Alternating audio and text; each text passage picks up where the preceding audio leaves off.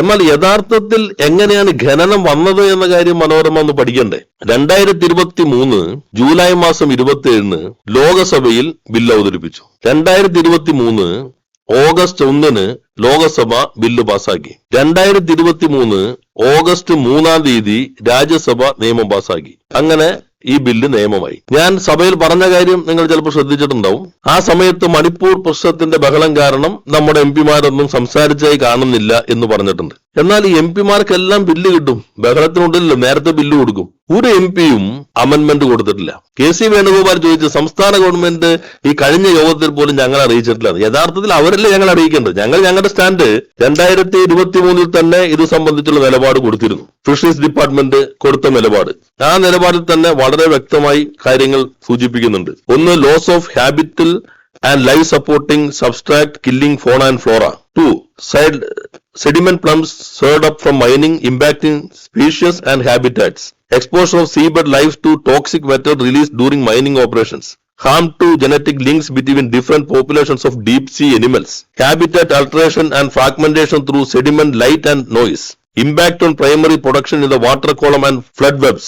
Impacts on ecosystem functions through disruption of key process. Alteration of large scale ocean cycles including carbon, nutrients and trace metals. പിന്നെ നമ്മൾ പറഞ്ഞു 7th schedule അനുസരിച്ച് കോൺസ്റ്റിറ്റ്യൂഷന്റെ fisheries state subject ആണ്. Fishing and fisheries beyond the territorial waters എലോ, അപ്പുറത്തുള്ളത് 12 nautical miles അപ്പുറത്തുള്ളത് മാത്രമാണ് യൂണിയൻ ഗവൺമെന്റ് വരുള്ളൂ. ഇത് സ്റ്റേറ്റിന്റെ അധികാരമാണ്. വളരെ ശക്തമായി പിന്നെ അന്ന് നമ്മൾ പറഞ്ഞു, deep sea mining is not a distant threat. വിദൂരമായിട്ടൊരു അപകടമല്ല. It is a clear and present danger. വ്യക്തമായി നിലവിൽ തന്നെയുള്ള അപകടമാണ്. Urgent action by the government of India is critical to stop ocean floor mining.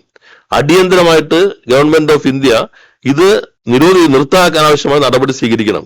അതുകൊണ്ട് ഈ കോണ്ടെക്സ്റ്റിൽ, ഈ സാഹചര്യത്തിൽ there is an urgent need to drop the idea of seabed mining in the country. ഈ സാഹചര്യത്തിൽ ഇത് നിർത്തലാക്കണം. Calling for deep sea mining moratorium, അതിനൊരു moratorium പ്രഖ്യാപിക്കണം. ഇതാണ് ഇതിന്റെ പൊട്ടൻഷ്യൽ ഇമ്പാക്ട് നോക്കുക. ഇത്രയും ശക്തമായിട്ട് സംസ്ഥാന ഗവൺമെന്റ് നിലപാട് സ്വീകരിച്ചിട്ട് അതിനെക്കുറിച്ച് ഇതേവരെ ഈ ലേഖനം അറിഞ്ഞിട്ടേ ഇല്ല, പത്രം അറിഞ്ഞിട്ടില്ല. എന്നാൽ TB ലാൽ നേരത്തെ 23 കൊടുത്തിട്ടുണ്ട്. ഇതാണ് സർക്കാരിന്റെ നിലപാട്. ഈ നിലപാട് രേഖാമൂലം കൊടുത്താണ്, ഇതിന്ന് കത്ത് രേഖാമൂലം കൊടുത്തതാണ്. അത് കഴിഞ്ഞിട്ട് ഇത് വന്നു കഴിഞ്ഞപ്പോ നമ്മൾ വീണ്ടും ഇവിടെ പോയി നിലപാട് വ്യക്തമാക്കി. 2 തവണ 3 തവണ കേരളം കത്ത് എഴുതിയിട്ടുണ്ട്. പരിണിതപ്രജ്ഞർ, ശരിക്കും ഷിബു ബേബി ജോൺ ഇത് ആദ്യം പറയുമ്പോ അദ്ദേഹം എന്നെ കൂടി കളത്തിലിറക്കി പാർലമെന്റിൽ പോയവർ എന്ത് ചെയ്തു എന്നൊരു ചോദ്യം ഉന്നയിക്കാൻ ഉദ്ദേശിച്ചിട്ടായിരിക്കും ഇത് പറഞ്ഞിട്ടുണ്ടാവുക. ഈ ബില്ല് അവതരിപ്പിച്ചപ്പോ എന്തുകൊണ്ട് ഭേദഗതി കൊടുത്തില്ല? ഇതേപോലെ ഗൗരവമായി കേരളത്തിൽ പ്രത്യാഘാതം ഉണ്ടാക്കുന്ന ഒരു ബില്ല് ഈ ബഹളത്തിനിടയിൽ പാസാക്കിയത് തെറ്റായി എന്ന് എന്തുകൊണ്ട് പിറ്റേ ദിവസം പത്രസമ്മേളനം വിളിച്ചില്ല? ഇത് 23 ജൂലൈ 23 ഈ ലോകസഭയിൽ, അതിനുശേഷം ഇപ്പോഴാണ് ലോകസഭയിൽ ഒരു 0 മെൻഷൻ കണ്ടു. ഈ ബഡ്ജറ്റിൽ ഇങ്ങനെ പ്രഖ്യാപിച്ചിട്ടുണ്ട്, അത് ഗൗരവമാണ്. അപ്പൊ നേരത്തെ നിയമം പാസ്സാക്കിയതുപോലെ അറിഞ്ഞിട്ടില്ല. ആ ലോകസഭയിൽ ഉണ്ടായ ആള് ഇത്തവണ ഒരു 0 മെൻഷൻ പറയാണ്, ഈ സഭയിൽ ഒരു പുതിയ നിങ്ങൾ അറിയാത്തൊരു വിവരം ഞാൻ കൊണ്ടുവരാണ്. ഈ ബജറ്റിൽ ഇങ്ങനെ കടൽ ഖനനം നടത്താൻ പ്രഖ്യാപനമുണ്ട്. പ്രഖ്യാപനം ഉണ്ടെങ്കിൽ അതിന് നിയമം പാസ്സാക്കിയ ആളുകളാണ് ഇവര്. എന്നാൽ നിയമസഭയിൽ ഞാൻ പറഞ്ഞു അതിലേക്ക് നമ്മൾ കിടന്നേയില്ല. കാരണം ഇത് നമ്മുടെ എല്ലാ വിവരങ്ങളും ഉണ്ടല്ലോ. ഈ പ്രശ്നത്തിൽ നിങ്ങൾ എന്ത് ചെയ്തു, ഞങ്ങൾ എന്ത് ചെയ്തു എന്ന വിഭജനമല്ല ഉണ്ടാകേണ്ടത്. ഈ ഘട്ടത്തിൽ കേരളം ഒന്നിച്ചു നിന്ന് എതിർക്കേണ്ട പ്രശ്നമാണ്. അതുകൊണ്ടാണ് എല്ലാ വിവരവും ഞങ്ങളുടെ കയ്യിൽ അന്നുണ്ട്. ഞാൻ നിയമസഭയിൽ മറുപടി പറയുമ്പോൾ തന്നെ എല്ലാ വിവരവും ഉണ്ട്.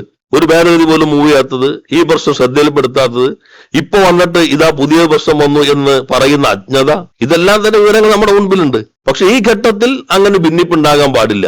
മുഖ്യമന്ത്രി ഞാൻ മറുപടി പറഞ്ഞതിന് ശേഷം മുഖ്യമന്ത്രി ഇടപെട്ടുകൊണ്ട് പറഞ്ഞു, പ്രതിപക്ഷ നേതാവ് സൂചിപ്പിക്കുകയുണ്ടായി, ഒന്നിച്ച് നമുക്ക് ഈ കാര്യത്തിൽ ഇടപെടാം. മുഖ്യമന്ത്രി അവസാനം എന്റെ മറുപടിക്ക് ശേഷം അദ്ദേഹം ഇടപെട്ടുകൊണ്ട് തന്നെ പറഞ്ഞു, പൊതുവെ നമ്മൾ യോജിച്ച് ഇക്കാര്യത്തിൽ തീരുമാനമെടുക്കണമെന്ന് ബഹുമാനപ്പെട്ട പ്രതിപക്ഷ നേതാവ് പറഞ്ഞ നിർദ്ദേശം സ്വാഗതാർഹമായി കണ്ടുകൊണ്ട് ഒന്നിച്ച് എങ്ങനെ എതിർക്കാമെന്നുള്ള അദ്ദേഹവുമായി ചർച്ച ചെയ്യാം. ഇതാണ് CM നൽകിയിട്ടുള്ള മറുപടി. ആ മറുപടിക്ക് ശേഷമാണ് ഞങ്ങൾ UDF LDF ചർച്ച. ഞങ്ങൾക്ക് ഒറ്റയ്ക്ക് കരുത്തുണ്ട്, ഞങ്ങൾ നോക്കിക്കോളാം. ഈ ഒറ്റയ്ക്കുള്ള കരുത്ത് പാർലമെന്റ് എന്തുകൊണ്ട് കാണിച്ചില്ല? ഇത് ഞങ്ങളിവിടെ ഇനിയിപ്പോ ചെലവ് കൊടുത്തു, അല്ലെങ്കിൽ മീറ്റിംഗിൽ പോയി ഒന്നും പറഞ്ഞില്ല. അതല്ലല്ലോ, നിങ്ങൾ നിയമസഭയിൽ ലോകസഭയിൽ നിശബ്ദമായി ഇരുന്ന് പാസ്സാക്കി കൊടുത്തു. മണിപ്പൂർ പ്രശ്നം ബഹളായിരിക്കും, ഭേദഗതി കൊടുക്കണ്ടേ? അതിനുശേഷം ശക്തമായി പറയണ്ടേ ഇങ്ങനൊന്ന് പാസ്സാക്കി തെറ്റായി പോയി? അതിനുശേഷം ഏതെങ്കിലും സബ്മിഷൻ ഇപ്പൊ ഉന്നയിച്ച അല്ലാതെ ഉന്നയിച്ചിട്ടുണ്ടോ?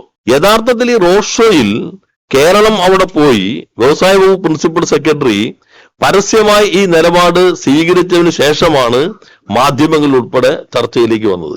അത് ഗൗരവമായ ഒരു പ്രശ്നമായി വന്നത്. അപ്പൊ അടിസ്ഥാനരഹിതമായിട്ടുള്ള വാർത്തയല്ല കഥ വാർത്തയാക്കി നൽകാനേ പാടില്ല.